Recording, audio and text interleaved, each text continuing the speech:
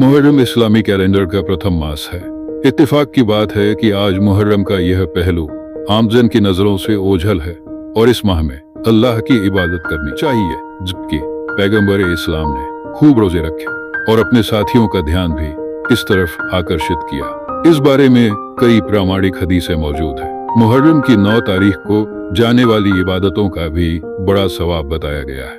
Karbala Iraq की राजधानी Baghdad से 100 किलोमीटर दूर उत्तर पूर्व में एक छोटा सा कस्बा 10 अक्टूबर 680 10 मुहर्रम 61 हिजरी को समाप्त हुई। इसमें एक तरफ 72 मर्द औरतें बच्चे शामिल थे और दूसरी तरफ 40,000 की सेना थी। हजरत हुसैन की फौज के कमांडर अब्बास इब्ने अली थे। उधर यजीदी फौज की कमान उमर इब्ने सद के हाथों में थी।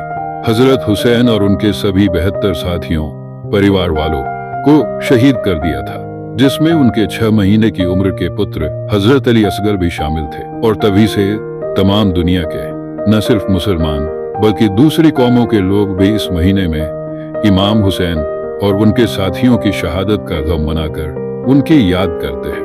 वहीं 12वीं शताब्दी में गुलाम वंश के पहले शासक कुतुबुद्दीन ऐबक के समय से ही दिल्ली में इस मौके पर ताजिए मुहर्रम का जुलूस निकाले जाते रहे हैं। इस दिन शिया मुसलमान इमामबाड़ों में जाकर मातम मनाते हैं और ताजिया निकालते हैं। भारत के कई शहरों में मुहर्रम में शिया मुसलमान मातम मनाते हैं, लेकिन लखनऊ इसका मुख्य केंद्र रहता है। इमाम हुसैन के बलिदान की एकमात्र गवाह करबला की भूमि आज भी 1400 साल पहले हुए उस दर्दनाक वाक़ये से सहम उठती है, जब हर साल लाखों की संख्या में श्रद्धालु मुहर्रम के महीने में करबला आते हैं और इमाम हुसैन को सलाम पेश करते हैं। शायद ये दुनिया का पहला और आखिरी वाक़या ही होगा जिसमें किसी शाही परिवार का एक राजकुमार सत्य और आस्था के लिए न सिर्फ अपनी और अपने परिवार की बल्कि अपने हर सांसारिक आराम की कुर्बानी देते हुए अपनी जान दे दी।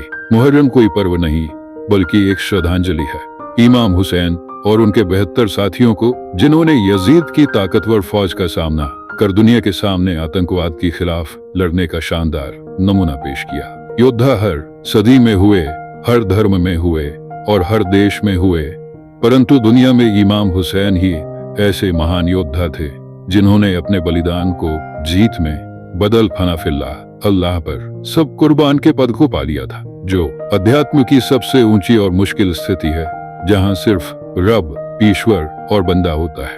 अपने 6 महीने के नन्हे बेटे अली असगर और 18 वर्ष के जवान बेटे अली अकबर से लेकर अपने भाई अब्बास इब्ने अली और अपने भतीजे कासिम इब्ने हसन तक इमाम हुसैन ने बलिदान की हर सीमा को पार कर दिया और न सिर्फ अपने मुस्लिम अनुयायियों को बल्कि हर एक इंसान को बताया कि युद्ध जो बलिदान और त्याग से जीता जाए वही सर्वोपरि है और ईश्वर से बड़ा और ताकतवर कोई नहीं हो सकता।